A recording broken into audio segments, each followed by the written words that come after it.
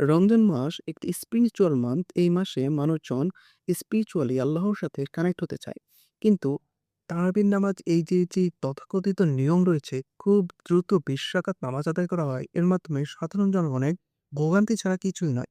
কারণ তারা এই সময় ধৈর্য নিয়ে, সময় নিয়ে হুজুরের পিছনে দাঁড়িয়ে নামাজ আদায় করতে চায়। কিন্তু এইটা তাদের জন্য খুব একটা সঙ্গতিপূর্ণ হয় না।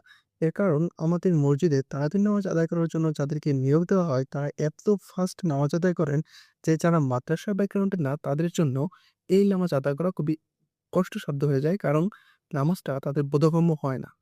আমি মনে করি আমার মতো অনেকেই আছেন যারা এই জিনিসটার ভিকটিম। তা আমি দাবি করছি, এই মাসে যেহেতু মানুষজনের কাছে সময়ের থেকে বেশি গুরুত্বপূর্ণ, তারা আল্লাহর সাথে কানেক্ট হতে চায় নামাজের মাধ্যমে। সেজন্য যাদেরকে নামাজের জন্য নিয়োগ দেওয়া হয়, তারা যেন খুবই ধৈর্য নিয়ে এবং সময় নিয়ে নামাজটা আদায় করে। যাতে সাধারণ জনগণের কাছে এই নামাজটি বোধগম্য হয়ে ওঠে। কারণ এই সময়ে মানুষ সময়ের চেয়ে তাদের যে আত্মিক সম্পর্ক আল্লাহ তাআলার সাথে, সেটিকে প্রাধান্য দিয়ে থাকে। সেজন্য মানুষের এই যে নামাজ আদায় করার যে ইচ্ছাটা, এইটা যেন মসজিদ কমিটি পূরণ করতে পারে, সেজন্য আমি চাই সরকারের যেন এ বিষয়ে একটি পদক্ষেপ নিয়ে থাকে। শ্রম মন্ত্রণালয় থেকে যখন এই বিষয়ে কোনো উপদেশ বা আদেশ দেওয়া হবে, তখন বিভিন্ন মসজিদ কমিটি এগুলো বাস্তবায়ন করার চেষ্টা করবে।